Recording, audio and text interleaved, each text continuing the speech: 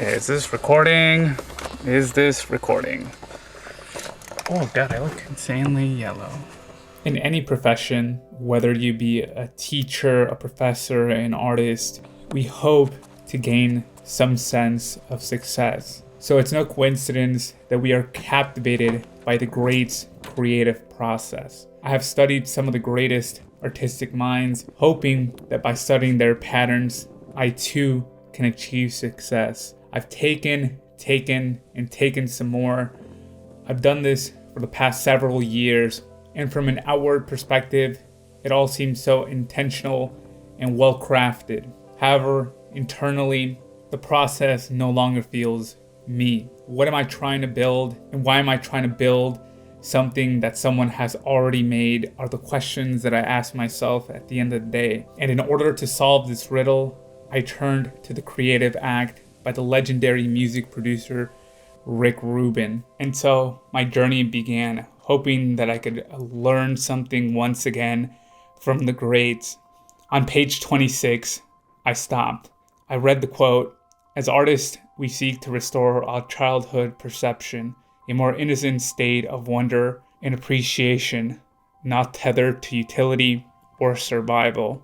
I was taken back to the very beginning of my creative works. Where did it all start? With a camera.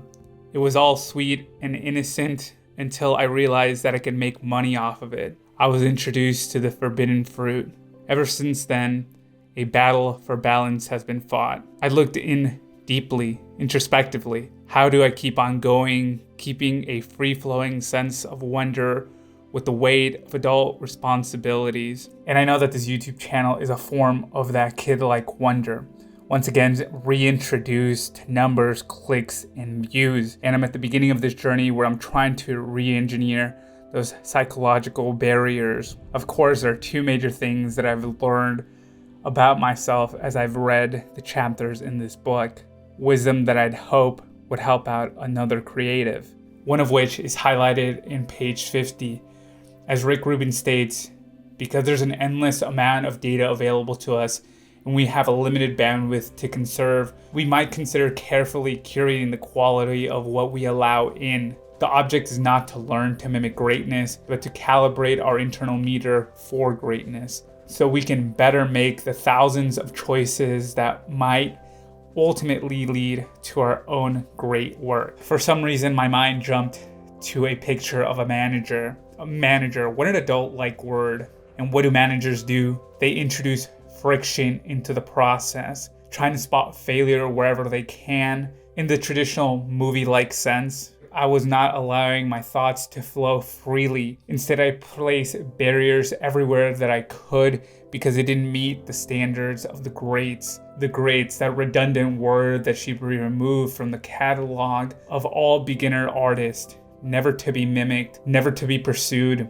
and only to be given to those after death. Because currently the only thing that we can compare ourselves to is to who we were yesterday. Furthermore, on page 216, it felt like Mr. Rubin cleansed my palate of the forbidden fruit, stating, "If you think I don't like it, but someone else will, you are not making art for yourself. You found yourself in the business of commerce. The more formulaic your creation is, the more it hugs the shore of what's been popular, the less like art it's likely to be. And in fact, creativity in the spirit often fails even at its own goals. There's no more valid metric to predict what someone else might enjoy than us liking it ourselves." What I'm trying to do over the next few months is remove the process, rebuild it from scratch, as I've grown tired, wondering why it doesn't work at all. And that's because the work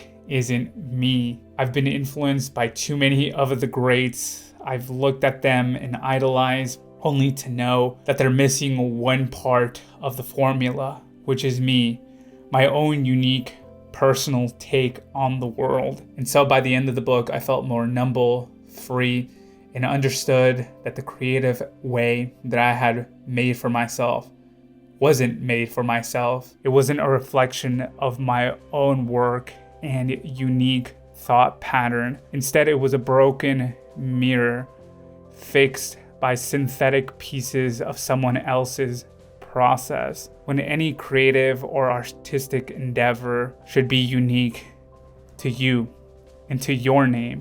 What I've taken away from Mr. Rubin is that we truly don't know anything about anybody's creative process, and there's a type of warmth and comforting in that gap. And well, your weekly reminder that everyone is just making it up along the way.